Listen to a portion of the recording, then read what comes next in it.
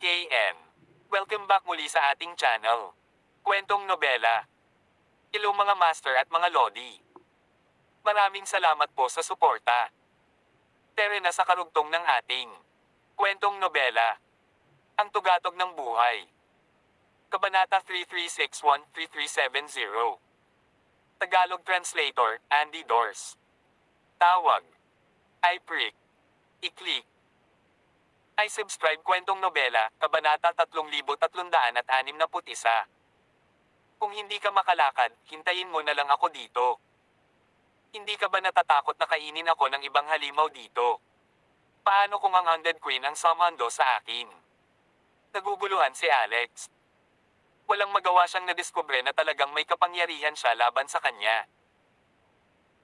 Pagkatapos noon, binuhat niya si Phoenix sa kanyang mga bisig ng ganoon na lamang, samantalang si Phoenix naman ay nakayakap kay Whitey.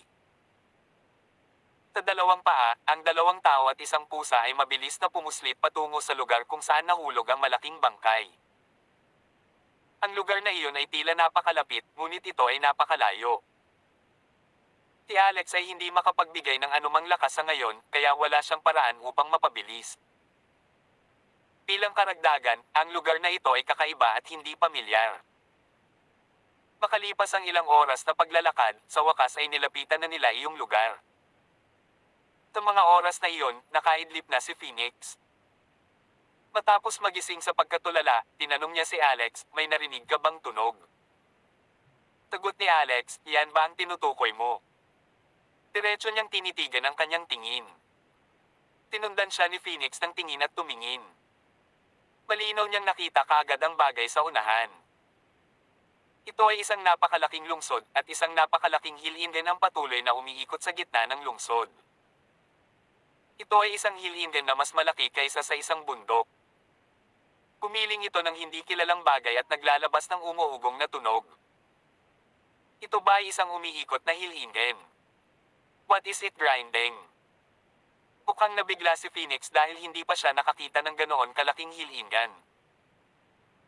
Sabi ni Alex, natatandaan mo pa ba na sinabi ni Naughty Rowan na mayroong isang lugar na tinatawag na flesh grinder?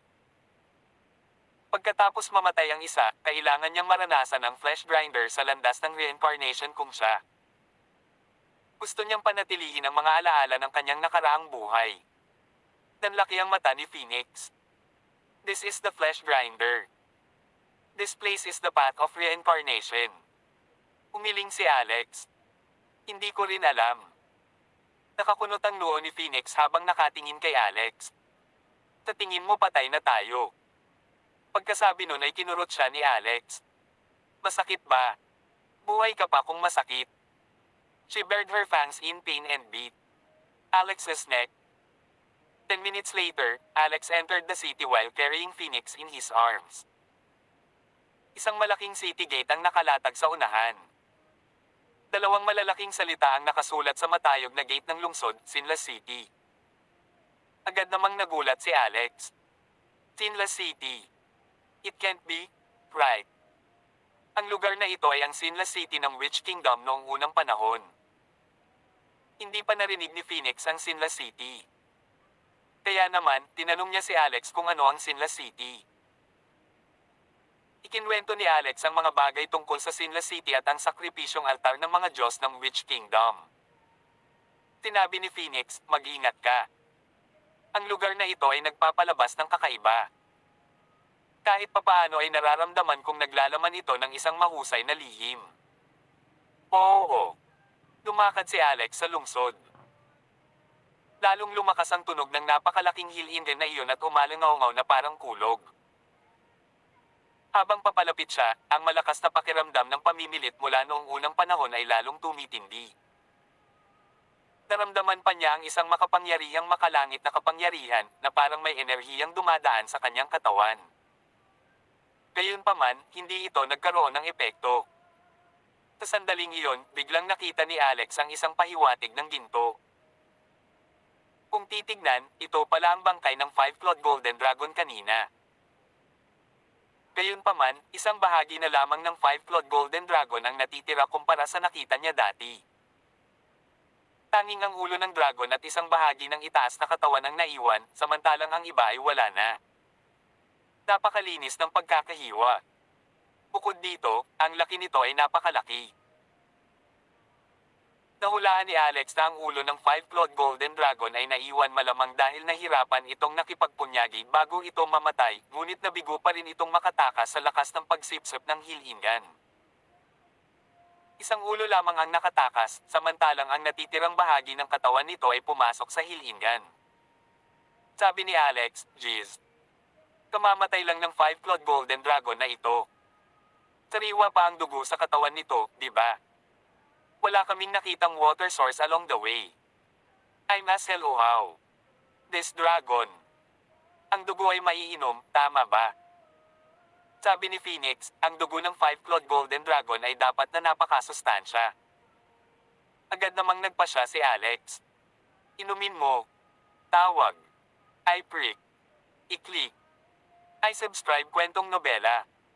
Ang tugatog ng buhay." Tagalog Translator, Andy Dors Kabanata 3362.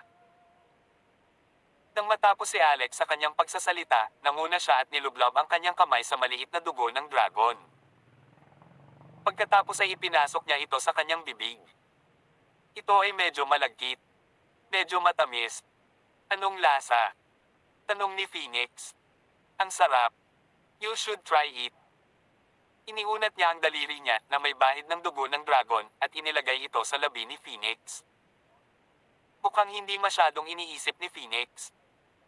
Diretso niyang ibinuka ang maliit niyang bibig at dinilaan iyon. Hindi. Medyo matamis lang, pero parang lumakas ang enerhiya sa katawan. Ito ay mainit at komportable. Gayunpaman, ang enerhiya na ito ay nawala nang walang bakas sa sandaling ito ay pumasok sa core ng enerhiya, comfortable. Tinipsip ni Phoenix directly ang daliri ni Alex sa kanyang bibig, dinilaan ang dugo ng dragon dito ng malinis, ang aksyon na ito ay napakakapansin-pansin.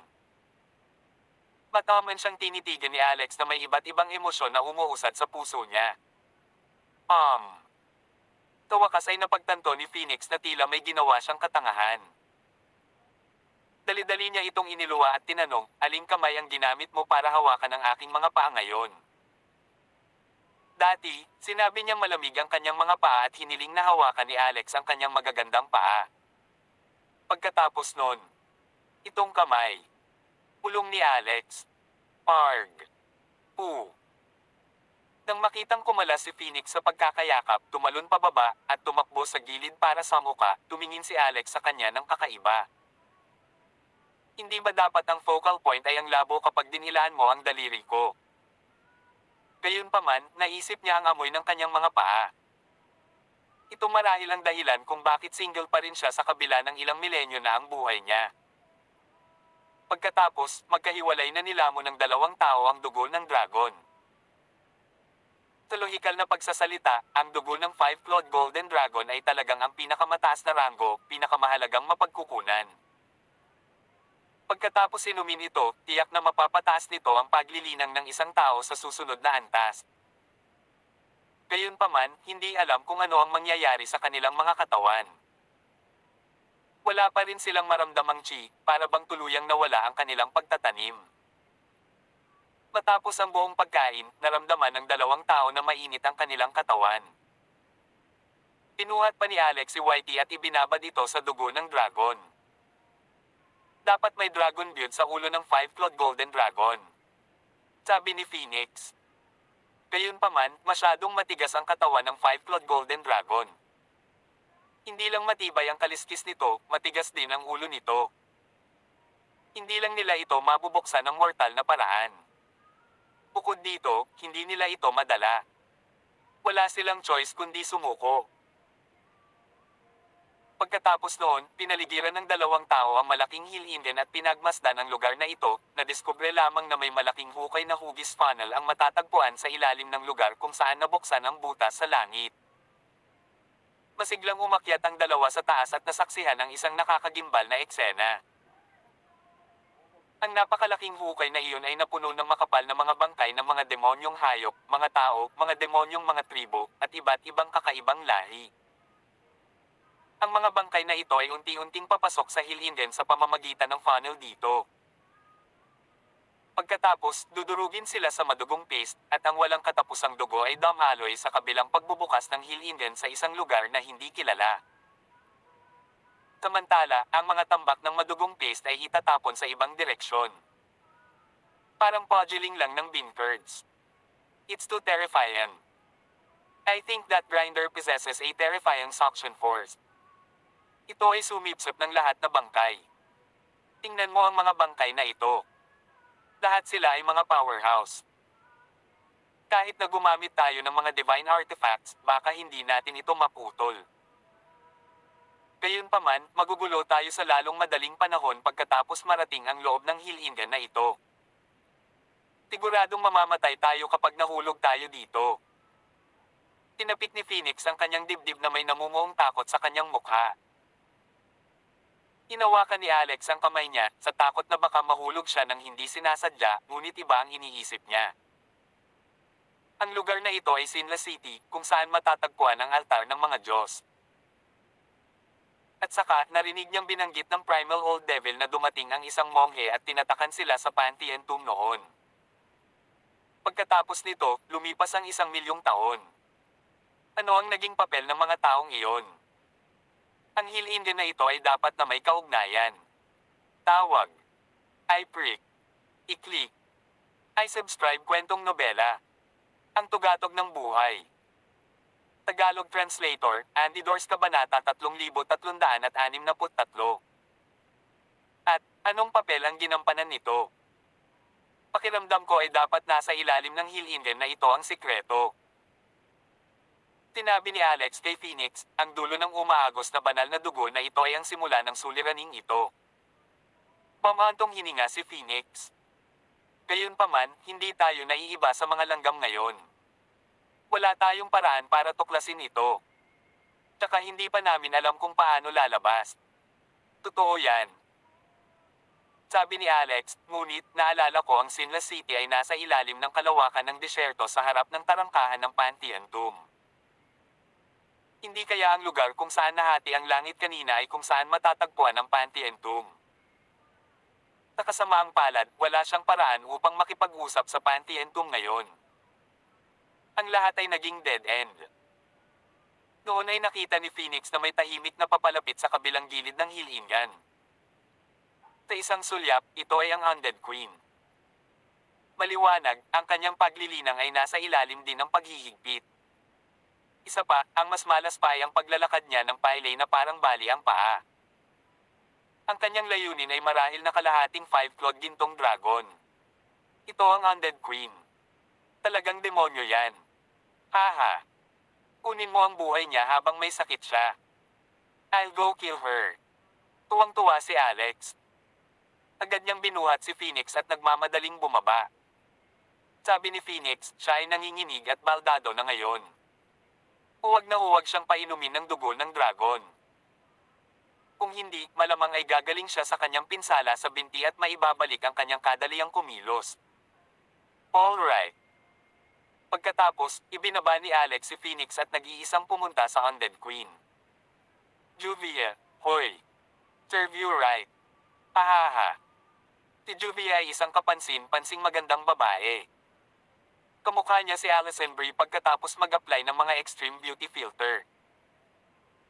Agad niyang itinaas ang kanyang ulo na parang kuneho na nasalo sa mga ilaw nang marinig niya ang boses ni Alex. Pagkatapos noon, nagmamadali siyang tumalikod at tumakbo palayo. You're trying to run away. Not so easy.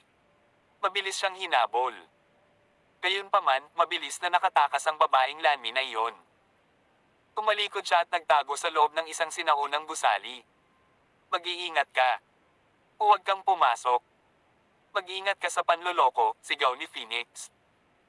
Napahinto si Alex sa kanyang kinatatayuan. Gaya ng inaasahan, hindi siya nagpatuloy. Sa sandaling iyon, muling nagbago ang panahon. Naging mahangin. Maraming dilaw na buhangin ang natangay. Mukhang may parating na sandstorm. Bilasan mo. Humanap tayo ng mapagtatagwan. Tumakbo pababa si Phoenix. Maraming mga sinaunang gusali sa napakalaking lungsod na ito. Matapos maghanap sa paligid, nakakita si Alex ng isang disenteng tagwan sa tabi ng malawak na hilingan. Dali-dali niyang kinuha ang kamay ni Phoenix at tumakbo papasok. Pagkaraan ng kalahating minuto, pumawak siya ng malaking sirang garapon at sumugod patungo sa Five-Clawed Golden Dragon. Natakot siya na baka ibaon ito ng sandstorm at hindi na matagpuan ang dugo ng dragon. Nagkataon lang na may sirang banga sa loob ng gusaling iyon. Agad siyang sumugod at pinunan ito bago tumakbo pabalik. Pagkatapos niyang tumakbo pabalik, biglang nagdilim ang langit. Naging madilim na talaga ang paligid. Wala siyang cultivation at primordial eye, kaya wala siyang makita. Matapos tawagan si Phoenix ng 2 beses, natagpuan niya ito sa pamamagitan ng pagsunod sa boses. Kamusta? I got a jar. Wala na akong magagawa sa iba. Hinawakan ni Phoenix ang kamay niya at umupo sa gilid. Ang impyernong ito ay masyadong kakaiba. It's really unbearable. Upang maiwasang makalusot ang Undead Queen, dapat tayong magpalitan ng pahinga. Nidlap lang ako. Ikaw na ang matulog ngayon. I'll keep watch. Tumango si Alex. Walang pag-aalinlangan siyang humiga at unan agad ang ulo sa kondamgen ni Phoenix. Tawag. I prick. I-click. I subscribe kwentong nobela. Ang tugatog ng buhay. Tagalog Translator, Andy Dors Kabanata 3364. Hoy, tulog ka na ba? Umalangaw-ngaw sa dilim ang malambing na boses ni Phoenix. Nipatigilid ang ulo ni Alex at sinabing, no. In listening to the sound of the ocean, anong tunog ng karagatan? Nasaan ang karagatan? Lumapit si Alex sa kanyang hita. Kung mayroong karagatan sa iyong isip, lahat ng seafood ay nasa harap mo. Sabi ni Phoenix, so, gusto mong kumain ng seafood? Kung tutusin, mahilig din akong kumain ng seafood, pero natrap ako dati sa Mount Yukon at malayo sa karagatan. Kaya, hindi ko matikman ang lasa ng seafood talaga. Kung makakaalis ako ng buhay sa pagkakataong ito, ililibre kita ng seafood. Ayos lang ba sa'yo? Umikit si Alex. Sige. Kung nandito lang si Jade, baka masira ang ulo niya. Hindi ka ba nambubuli sa babaeng tanga? Pagkatapos nito, ang 2 tao ay nag-uusap ng walang ginagawa. Ang katotohanan na ang Undying Clan ay nawala at ang Undying Clan Queen ay nahulog din sa lugar na ito ay nagpaga ng pakiramdam sa 2 tao. Sa ganitong paraan, hindi bababa sa diffracted na universo ay magiging ligtas. Bilang para sa Dark Pixies na umiiral sa Undead Territory, sinabi ng Phoenix na wala silang ikabahala na nagbabanta. Matapos makuha ang White Bone Scepter, ang nakamamatay na Chi sa Undead Territory ay mamamatay din at babalik sa espiritual na enerhiya, kung saan ito ay angkop para sa mga tao na manirahan doon. Sa kabilang banda, mawawala ng magandang hadlang ang Dark Pixies tulad ng Undying Clan. Naroon sina Agatha, Saria, at ang iba pa, kaya hindi dapat maging mahirap ang pakikitungo sa kanila. Hindi na malaya na nakatulog na pala si Alex. Ito ay talagang medyo hindi mabata para sa isang katawan na walang paglilinang. Si Phoenix, na walang kasama, ay orihinal na naglalayong magbantay. Gayunpaman, hindi siya puyat ng matagal. Mabilis din siyang nakatulog. Hindi napansin ng 2 tao na talagang sinamantala ng Undead Queen na si Juvia ang madilim na gabi at pumuslit habang hila-hila ang kanyang nasugatang binti. Tahimik siyang nakarating sa lokasyon sa ilalim ng Hill Indian at natagpuan ang bangkay ng Five-Clawed Golden Dragon ayon sa posisyon na nakita niya sa kanyang memorya. Ito ay ang Five-Clawed Golden Dragon. Ito ay isang species na makikita lamang sa Primordial Dominion ng Chi Universe, isang aktwal na Overlord level na pag-iral. Bakit ito nahulog mula sa itaas? Maaaring may hindi inaasahang pangyayari ang nangyari noong ang Primordial Dominion. Si Juvia ay nagmula sa Chi Universe, kaya mas marami siyang alam na impormasyon kaysa kay Alex at sa iba pa. Nakita rin niya ang napakaraming bangkay na nahuhulog kanina. Gayunpaman, hindi niya maisip ang pagkakaayos ng malaking Hill Indian na ito.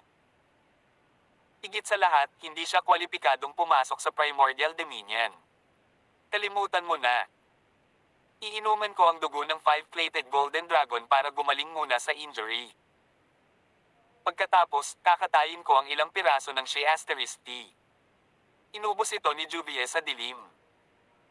Nang pumasok ang dugo ng dragon sa kanyang tiyan, agad siyang nakaramdam ng init. Naalis ang malamig na sensasyon, at gumagaling na rin ang putol niyang binti sa isang napakabilis na bilis. May alam pa siyang lihim na kakayahan ng tribo ng dragon. Tinubukan niyang i-activate ito on the spot.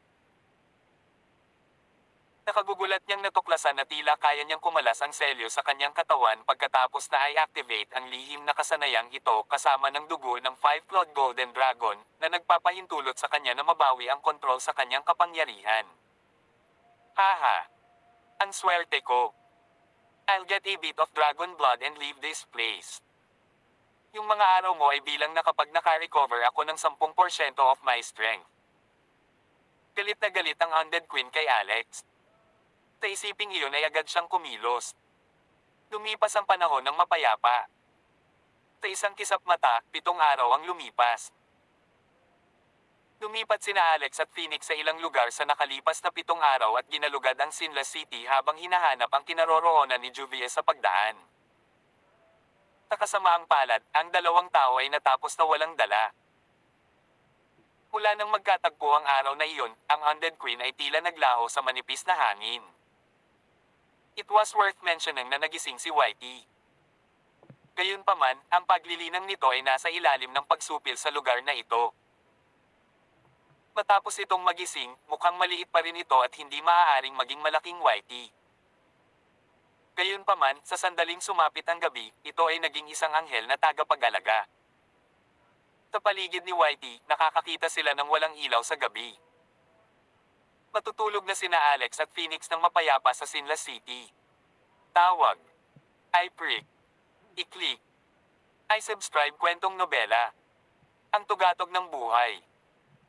Tagalog Translator, Andy Dors Kabanata 3365. Nakakita sila ng maraming makasaysayang lugar at nakatuklas pa ng ilang lugar na may mga ukit ng mga diskarte sa paglilinang ng witch. Gayunpaman, hindi nila ma-motivate ang mga ito. Maaari lamang nilang i-memorize ang mga ito at ipagpaliban ang mga ito hanggang sa susunod na petsa. Lumipas ang isa pang gabi.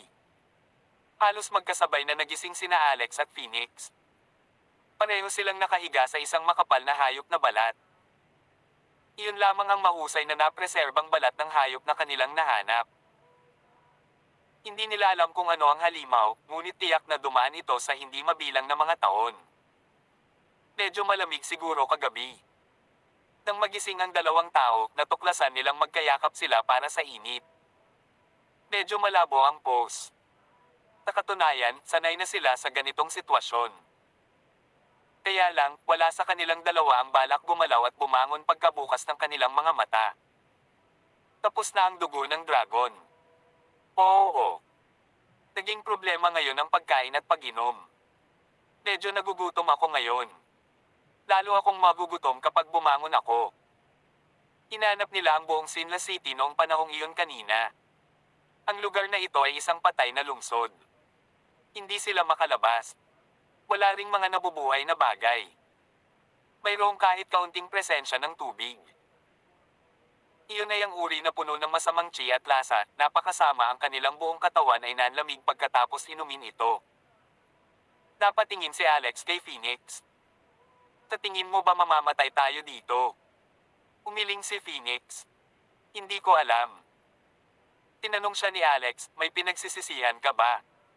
Napaisip si Phoenix saglit. Ang pinaka-pinagsisisihan ko ay hindi ko na makita ang aking mga magulang. Ikaw naman. I have too many regrets. Yan kasi ang dami mong babae. Fletcher. Habang nagsasalita sila, nagtama ang kanilang mga mata at naging kakaiba ang kapaligiran. Dahan-dahang lumapit sa kanya si Alex. Hindi rin siya iniwasan ni Phoenix na para bang ang tagal niyang naghihintay para sa sandaling ito. Demonyo ka. Ngayon mo lang naisip na halikan ako. Kung hindi ka magkusa, hihintayin mo ba akong mamatay? Noon ay nagpakawala ng matinding sigaw si Whitey. Ang patuloy na komunikasyon sa pagitan ng dalawang tao ay walang pakundangan na naputol. Ibubuka na sana ni Alex ang bibig at pagagalitin ito, ngunit nalaman niyang may dagdag na tao sa pasukan. Sino pa kaya kung hindi si Juvie? Sa sandaling iyon, bumalik sa normal ang kanyang binti. Oh, you both are having a good time. Ano ba? Nagplano ba kayong manatili dito?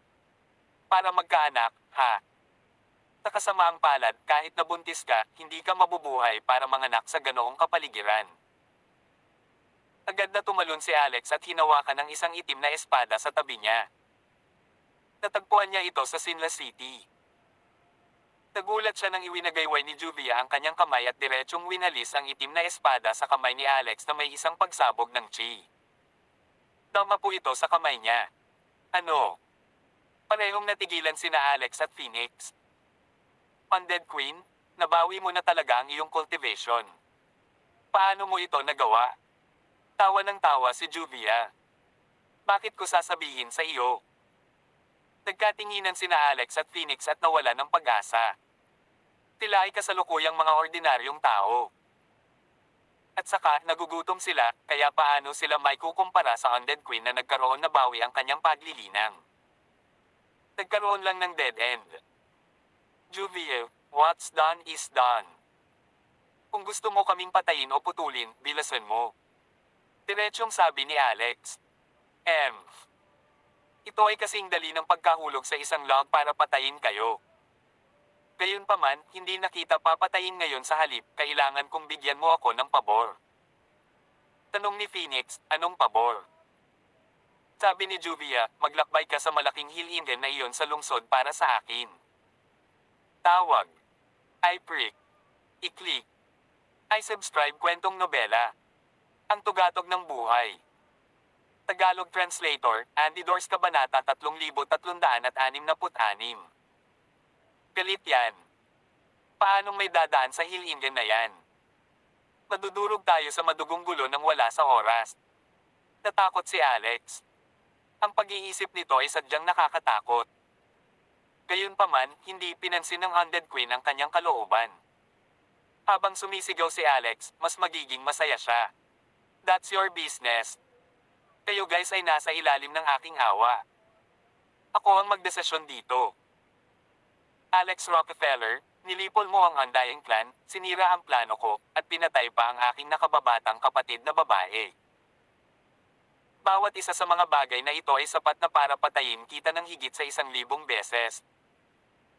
Sa pagkakataong ito, ako ay mapagbigay ng hindi ka pinapatay. Kaagad. Ito ay katumbas ng pagbibigay sa iyong pagkakataong mabuhay. Inalis ni Juvia sina Alex, Phoenix at Whitey.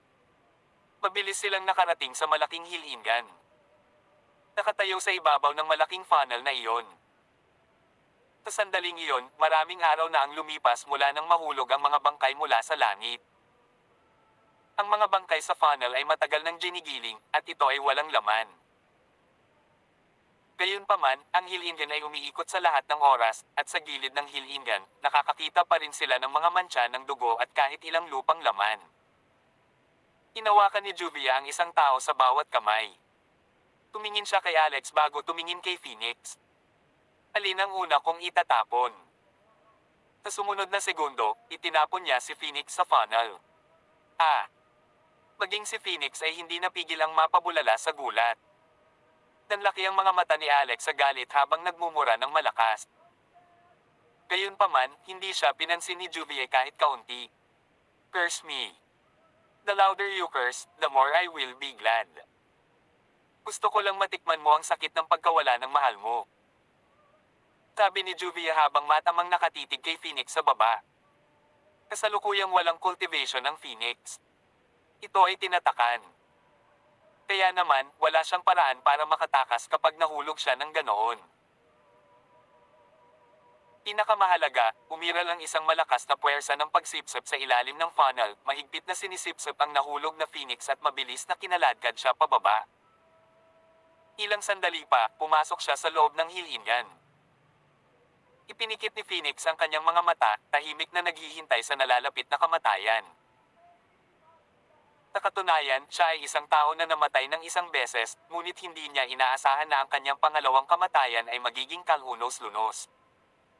Umiikot ang katawan niya.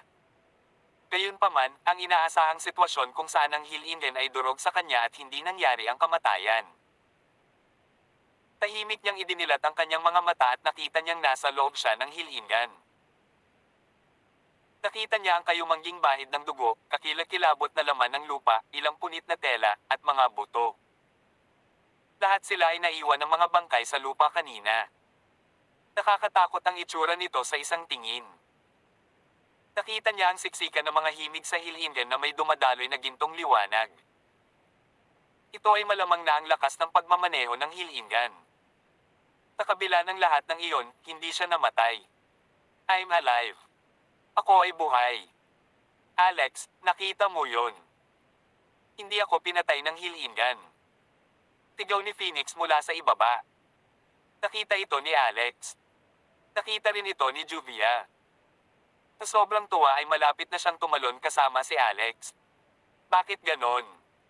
Ito ay dahil hindi na siya maaaring manatili sa Sinla City. Kahit kung nakabawi siya ng kaunting cultivation sa lugar na ito, hindi pa rin niya ma-activate ang spatial magical treasures.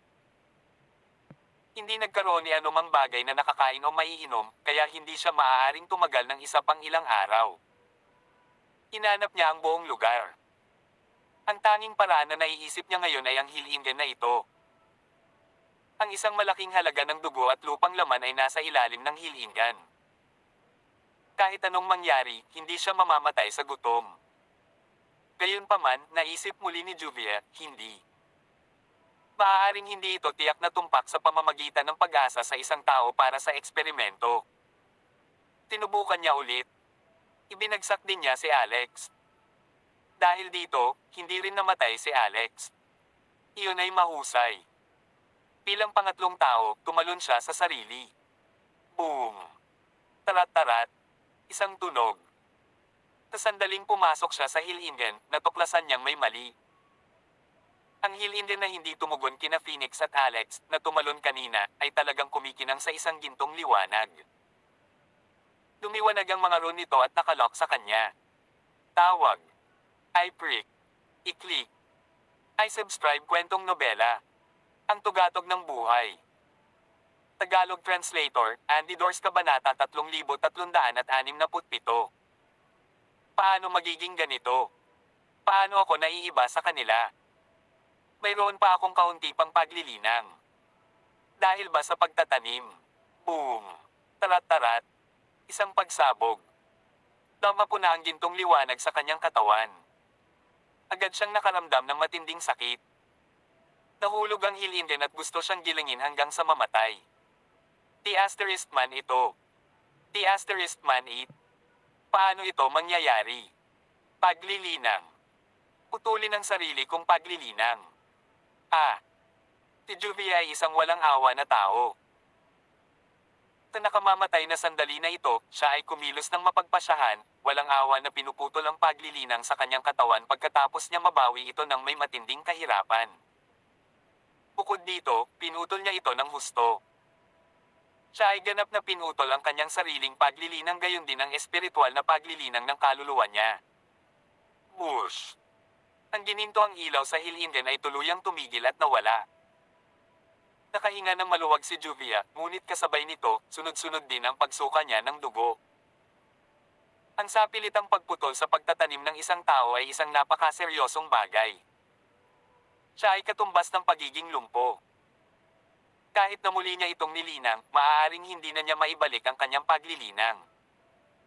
Umiiyak siya sa sandaling iyon. Ang Undead Queen, na napakatalino, ay inisip na siya ay pinaboran ng Diyos pagkatapos na mabawi ang kaunting lakas. Ang paglilinang ng iba ay ganap na nabuklod, ngunit kaya niya ang kinan ito at siya ay isang pag-iral ng higit sa iba. Dahil dito, halos ipadala siya ng superiority complex sa Hades. Ganun pa man, bahagyang dinudurog pa rin ang kanyang katawan at napunit ang kanyang laman na nagdulot ng matinding sakit. Pagkatapos nito, pinaandar niya ang Hill-Indian at nahulog tulad ni na Alex at Phoenix. Napakalalim doon na napakadilim. Diretso siyang nahulog. Ito ay hanggang sa isang tiyak sandali na nakakita siya ng gintong liwanag. Ito ay isang tao na nagmumula sa gintong liwanag. Jade Benmore. Tama iyon. Iyon ay si Jade, ang diyosa ng Golden Titan ng bagong henerasyon.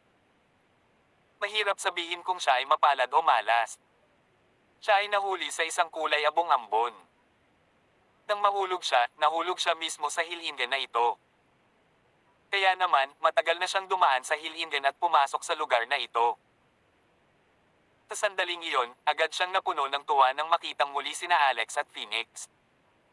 Master, buhay ka pa. Ang galing. Tuwang-tuwa din si Alex. Tiyakap niya si Jade. Akala ko may nangyari sa inyo. Baka sa mukha ni Jade ang isang kaakit-akit ng ngiti ng ina.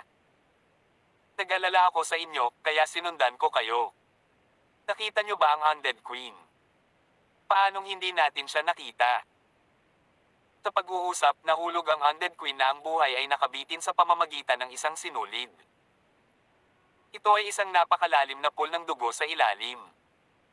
Ang lahat ng iyon ay dugong dinurog mula sa Hill-Indian. Ito ay malagkit at naglalaman ng sapat na buoyancy. Kaya naman, hindi siya bumagsak sa kanyang kamatayan.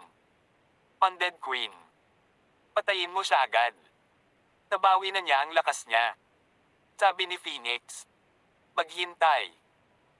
Sabi ni Jade, mukhang pinutol niya ang kanyang pagtatanim at malubhang na sugatan ngayon. Huwag patayin mo muna siya. Maaaring maging kapaki-pakinabang siya kung pananatilihin natin siyang buhay. Tinagtagal, kinuha ni Alex ang Undead Queen mula sa blood paste. Ang katawan ng lahat ay natatakpan ng dugo. Walang exception. Gayunpaman, ang ganitong uri ng pag-paste ng dugo ay lubhang nakapagpapalusog. Dugo iyon ng mga kamangha-manghang nilalang, ang antas ng Overlord sa pag-iral. Si Juvia, na halos mamatay nang nakabitin ang kanyang buhay sa pamamagitan ng isang sinulid, ay muling nagkamit ng panibagong pag-asa sa buhay. Gayunpaman, natuklasan niya na siya ay nakatali nang siya ay magising. Hehe. Miss Juvia, nagkukwente ka, pero hindi mo akalain na ang lalaki ang nag-propose, ang Diyos ang nag-dispose, di ba? Nahulog ka pa rin sa kamay namin. At saka, balak kong magsagawa ng maliit na operasyon para hindi ka mananakit na naman sa amin. Huwag kang mag-alala. Ito ay hindi isang sterilization surgery, kaya hindi mo kailangang tumingin sa akin ng masama. Tawag. I prick. I-click. I subscribe kwentong nobela. Ang tugatog ng buhay. Tagalog Translator, Andy Dors Kabanata 3368. Namutla ang Undead Queen nang marinig ang mga salitang iyon. Lumiliko na ngayon ang tubig. Siya ay nasa kanilang awa. Siya pala, ang reyna ng henerasyong ito, ay kailangang sumailalim sa isang Lutheran surgery. Ito ay naging isang katatawanan lamang. Gayunpaman, ang katotohanan ay palaging mas malupit kaysa sa imahinasyon ng isang tao. Kinasusuklaman ni Phoenix si Juvia. Noon, maraming tao mula sa Stormer sect pati na rin ang mga babae mula sa pamilya Rowan ay namatay sa kamay ng demonyong ito. Smack! Smack! Smack! Una, ilang beses siyang sinampal ni Phoenix para ilabas ang galit. Pagkatapos, tinapakan niya ang likod ni Juvia ng kanyang paa. Ang kanyang pinsala na dulot ng pudgeling ng malaking Hill-Indian ay mukhang nakakatakot. Kahit na ang enerhiya mula sa advanced na blood paste ay nakatulong sa kanya na makabawi mula sa pinsala, mukhang seryoso pa rin ito ngayon. Samantala, direktang tinapakan ni Phoenix ang kanyang pinsala at pinadapa ito ng talampakan niya. Ang sakit na iyon ay dapat na napakatindi. Ganun pa man, nanatiling tahimik si Juvia. Malakas ang kakayahan niyang tiisin ang sakit na para bang hindi kanya ang katawan. Sabi ni Alex, tigilan mo na ang pagtapak sa kanya. Kung tutuusin, ang sakit na ito ay isang larong pambata sa kanya. Ang sakit ng paghihiwalay ng kanyang paglilinang ay 100 o 1,000 beses na mas malubha kaysa sa sakit na ito ng laman at dugo. Malinaw na siya ay talagang isang mabigat na tao. Sabi ni Phoenix, nagsaya lang ako. Pagkatapos ay sinabi niya, ang sterilization surgery na sinasabi mo ay disente, kaya gawin mo ito sa kanya. Walang magawa si Alex. Walang kwenta, di ba? Hindi naman siya nagsisilang ng mga bata in the first place. Sinabi ni Phoenix, wala itong silbi, ngunit ito ay lubhang nakakahiya. Kaya, sabik siyang subukan ito. Paano mo ito gagawin? Kailangan mo bang habarin ang kanyang pantalon? Walang mga gamit. Maaari mo bang gawin ito ng direkta gamit ang iyong mga kamay? Sa sandaling marinig ni Juvie na kailangan niyang sumailalim sa operasyon sa sterilisasyon, halos masira siya kahit na sa kanyang sariling paglilinang. Ang gulo mo guys, di ba? A secret is hidden within this grinder. Tanging isang taong nagmula sa Chi Universe ang makakaintindi nito at makakaalis sa lugar na ito.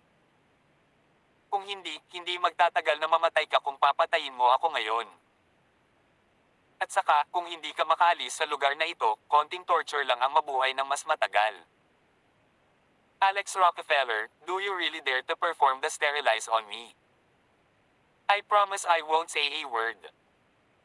Sabi ni Alex, hindi ko sinabing gagawin ko ang operasyon sa iyo. Ang gagawin ko sa iyo ay menopause surgery. Galit na tanong ni Juvia, anong pinagkaiba nun? Nakangiting sabi ni Alex, ang pagkakaiba ay malaki. Ang menopause surgery ay hindi humihinto sa regla sa tradisyonal na kahulugan, ngunit ito ay gumagawa ng iyong mga meridian na ganap na nawawala ng silid para sa paglilinang. Ano ang mali? Hindi ka ba nasisiyahan? Mayroon kang kakayahang gumaling sa iyong paglilinang. Kung ikaw pa rin ay gusto mo akong takutin ng walang sabi-sabi, walang kwenta. Sa halip na payagan kang mabawi ang iyong cultivation, mas gusto kong maging patay kang tao. Pagkatapos noon, nagsimulang kumilos si Alex na mabilis na hinubere ni Phoenix si Juvia na para bang makakaganti siya sa ganitong paraan. Matapos ang isang buong oras, natapos na ni Alex ang operasyon kay Juvia. Si Juvia ay gising sa pag-iisip sa buong proseso na nagparamdam sa kanya ng labis na kahihiyan at galit. Walang kwenta, pero ang ginawa sa kanya ni Alex ay talagang nalampasan niya ang kanyang kakayahan sa pagtitiis. Hindi lamang ang buong katawan niya ang nahawakan, ngunit ang mapaghiganting babaeng iyon, si Phoenix, ay gumamit ng iba't ibang paraan upang hiyain siya. Kung ang kanyang titig ay maaaring pumatay ng isang tao, si Phoenix ay namatay ng ilang daang beses. Gayunpaman, kung gaano kagalit si Juvia, mas masaya si Phoenix. Alam mo ba kung gaano karaming mga tao mula sa universo ang namatay dahil sa iyo? Dahil sa iyo, ang aking mga magulang at kamag-anak ay nakulong pa rin sa sinaunang daan at hindi alam ang kanilang kinaroroonan. Ang pagpatay sa iyo ng 1,000,000,000 beses ay hindi sapat para ilabas ang puot sa aking puso. Sabi ni Juvia, ang hirap mo talaga. Paano kung patayin mo ako? Tawag. I prick. I-click. I subscribe kwentong nobela. Ang tugatog ng buhay. Tagalog Translator, Andy Dors Kabanata 3369. Malamig na bamantong hininga si Phoenix at walang awa na sinaksak ng bone spike ang dibdib niya ng ilang beses. Ang buto spike ay kinuha mula sa pool ng dugo. Pinunasan ni Alex ang pawis sa kanyang ulo at sinabing, mahirap talagang magsagawa ng operasyon ng walang gamit mga kasangkapan. Buti na lang ngayon. Kahit na mayroon siyang mystic art, imposibleng mabawi ang kanyang cultivation. Pagkatapos, sinabi niya kay Jade, Master, sinabi mo bang kapaki-pakinabang siya dahil may natuklasan ka? Sabi ni Jade, guys, follow me. Malaki ang espasyo sa ibaba. Pinangunahan sila ni Jade at nagpalipat-lipat. Kawakas, nakarating sila sa isang napakalaking open area. Ito ay tila isang patag na plataporma sa isang sulyap. Gayunpaman, ang mga rune na makapal ang laman ay natagpuan sa platform. At ang mga rune na ito ay nabasa sa madilim na pulang dugo. Tumagos ba ang dugo sa pool ng dugo sa lugar na ito? Oh gosh! Ilang dugo ba ang kailangan ng lugar na ito? Parehong bulalas ni Alex at Phoenix. Hindi sila nang ahas na isipin ito. Tanong ni Jade, nakita mo na ba ang mga role na ito dati? Umiling si Phoenix. Hindi ko pa sila nakita dati. Hindi rin sila nakilala ni Alex. Walang ibang lugar sa lugar na ito maliban sa platform na ito. I have checked this place. Other than yung lugar kung saan kami nahulog, walang entrance at exit. Ngayon, ang aming cultivation ay selyado na at hindi na kami makakalabas. Higit sa lahat, hindi tayo makakalabas kahit bawiin natin ang ating cultivation. Ang Hill Indian ay gilingin tayo sa laman at dugo kung tayo ay babalik sa Hill Indian na iyon. Sabi ni Jade, kaya baka makaalis lang tayo sa lugar na ito pagkatapos ma-decipher ang mga rune na ito. Sabi ni Alex, nakikilala ba sila ng Undead Queen? Pupunta ako at dadalhin ko siya rito. Hinintay nilang ihatid ni Alex si Juvia. Pagkatapos ng ilang sulyap sa kanila ni Juvia, nagbago ang ekspresyon ng mukha niya at sumigaw siya sa basag na boses, imposible. Imposible. This is absolutely impossible. Hindi ba matagal na siyang patay na? Paano narito ang mga bagay na ito?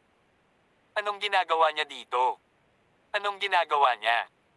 Gulat na gulat ang iilang tao na iyon. Hindi nila naintindihan ang dahilan sa likod ng kanyang napakalaking reaksyon. Anong nakita mo? Tanong ni Jade. Why do I have to tell you guys? Para namang baliw si Juvia as she stated intently at Alex. Indeed, I know these runes. Gayunpaman, sa palagay mo ba ay makikipagtulungan ako ng masunurin sa inyo upang mabuhay kapag katapos ng ginawa mo sa akin kanina? Ito ay wishful thinking para sa iyo, hindi ba? Tinapak ni Phoenix ang katawan ni Juvia. Malakas na sinipa si Juvia sa lupa at damyugo ang kanyang ulo. Patak-patak ang dugo sa mga kakaiba at misteryosong rune na iyon bago sumanib sa paste ng dugo. Sa sumunod na segundo, isang kakaibang pangyayari ang naganap. Ang rune na iyon ay biglang naglabas ng madugong liwanag at tumama sa kalangitan. Ha! Nagulat si Alex at ang iba pa. Maging si Juvia ay nagulat din. Nang igalaw niya ang kanyang katawan, dumausda sa kanyang pisngi ang dugo sa kanyang ulo. Mula sa baba, nahulog ito sa isa pang rune. Kagad pagkatapos, ang rune na iyon ay naglabas din ng katulad na madugong liwanag. Ito ay ang dugo. Kapag ang dugo ay pamatak sa dugo anting-anting, ang gintong liwanag ay lilito. There are a total of 3,999 mysterious na mga runes dito. Sa sobrang dami natin dito, dapat sapat na para tumulo ang patak ng dugo. Ang blood paste sa blood pool ay maaaring maglagay muli sa ating dugo. Hindi ito dapat maging problema. Masayang sabi ni Jade. Gayunpaman, hindi alintana si Alex, Phoenix, o Jade, walang epekto ang dugong pinatulo nila sa rune. Sabay-sabay na napatingin ang tatlong tao kay Juvia. Dugo niya lang ang may silbi. Tawag. I prick. I-click. I subscribe kwentong nobela. Ang tugatog ng buhay. Tagalog Translator, Andy Dors Kabanata 3370. Yay! This is weird. Bakit dugo niya lang ang effective? Dugo din ba tayo? Bahagyang nanlumo si Alex. Hinati-hati ang mga tao sa iba't ibang grado at ranggo. Hindi kaya siya ay isang mababang ranggo. Gayunpaman, tumawa ng malakas si Phoenix. Ang ganda diba? Ayokong duguan ang sarili ko. Anmiko ako. Naglakad si Jade sa tabi ni Alex at nahihiyang sinabi, ako ay anemic din. Inilibot ni Alex ang kanyang mga mata. Please. Miyembro ka ng Golden Titan Tribe. Umuso si Jade. Hindi ba ako pwedeng magkaroon ng period? Sure enough, the Undead Queen, Juvia, was the most miserable in the end. Nawala lahat ang kapangyarihan niya at malubha ang katawan niya. Pagkatapos ni Alex operahan sa kanya, her body was very weak, ngunit diretsong sinalo ni Phoenix ang kanyang pagdurugo. Isa-isang pumutok ang madugong liwanag mula sa mga himig. Si Juvia ay nagsuot ng kakaibang ekspresyon. Parang may sakit siya pero parang may iba. Ito ay kalungkutan o sa halip ay isang lantang puso. Mangangailangan ng malaking pagsisikap na tumulo ng dugo sa lahat ng 3,999 na ron. Ang pinakamahalaga, hindi makapagbigay si Juvier ng napakaraming dugo sa ganoong kaikling panahon. Buti na lang at nagkaroon ng masaganang blood pool dito. Ang dugo doon ay katumbas ng panghuling gamot na pampalakas ng dugo. At kaya, pagkatapos ng 3 araw, ang lahat ng mga ron sa malaking platform na ito ay naglalabas ng liwanag dahil nagbuhos ng dugo si Juvier sa kanila. Lumipas ang segundo ng oras. Ang lahat ay nagko-concentrate at naghihintay ng isang milagro dahil wala na talaga silang ibang paraan. Habang iniisip ng lahat na ang lahat ay ilusyon lamang, isang dagindong na tunog ang biglang umalingaw-ngaw sa ibaba ng plataporma. Pagkatapos nito, ang rune light na rumaragasang papunta sa langit ay lumalangoy ng ritmo. Kasabay nito, ang mga depression ay lumitaw sa 4 na direksyon, hilaga, timog, silangan at kanluran sa platform. 4 na malalaking butas ang bumukas. Pagkatapos, 4 na malalaking batong eskultura ang bumangon mula sa mga butas na ito. Teryo, Diako, Tsuzako, Genbo. Ito ang mga eskultura ng 4 na magagaling na nilalang na gawa-gawa, ngunit hindi nagtagal, nakakagulat na natuklasan ni Alex at ng iba pa na nagsimulang gumalaw ang 4 na eskulturang bato na ito. Nagsimulang mag-crack ang kanilang mga katawan at sunod-sunod na bumagsak ang mga butil ng bato na nagpapakita ng tunay na mga katawan sa loob. Buhay ba sila? This is. Ito ay kalabisan. Natulala ang iilang tao. Pagkaraan ng ilang sandali, ang lahat ng mga chips ng bato sa eskultura ng bato ay nahulog. Gayunpaman, ang lahat ay napaatras ng may pagtataka matapos masilayan ng malinaw ang mga tunay na katawan sa loob. Hindi sila tunay na 4 na dakilang gawa-gawa na nilalang, ngunit sila ay mga sagisag na binubuo ng hindi mabilang na mataba na katas at mga masasamang loob. Ang mataba na katas ay tiyak na tumutukoy sa mataba na katas na giniling sa malaking hill Indian na iyon. Parang may sariling buhay ang mataba na katas. Patuloy itong gumagalaw at umiikot ng may ritmo, ngunit hindi magulo ang anyo ng 4 na mythical creature na nabuo. Gayunpaman, ang mataba na katas ay magpapakita ng iba't ibang anyo paminsan-minsan. Ito ay isang dragon kung minsan. Ito ay isang phoenix kung minsan, ito ay isang tao kung minsan. Tila sinubukan nilang pigain ang mataba na katas ng mga eskultura, ngunit hindi ito magagawa sa buong panahon, na para bang isang matatag na puwersang patlang na nagpoprotekta sa lugar sa unahan. Ibinuka nila ang kanilang mga bibig at humagulgol. Ang enerhiya ng yin ay tumatagos sa lugar, at ito ay napuno ng isang makamulto na aura. Gayunpaman, may mga puting kadena ng buto sa ibaba, na mahigpit na nakakandado sa katas ng laman. Buzz! Noon ay isa pang anomalya ang naganap sa langit sa itaas. Unti-unting lumitaw ang isang babaeng marshal habang hinihila ang isang dragon cart. O, ang babaeng mariskal ay hindi totoong marshal. Ginawa rin ito sa mataba na katas. Ang dragon cart ay dahan-dahang humihila ng isang bagay na mahirap sa likod nito. Makalipas ang ilang sandali, kitang-kita ng lahat ang bagay sa likod. Hindi sila nangahas na maniwala sa kanilang mga mata. Lalo na, isang bolt out of the blue ang tila tumama kay Alex. Till then. Hanggang sa muling kabanata. Dito sa ating channel. Kwentong Nobela. Mabuhay! Please like, share, and subscribe. Salamat po.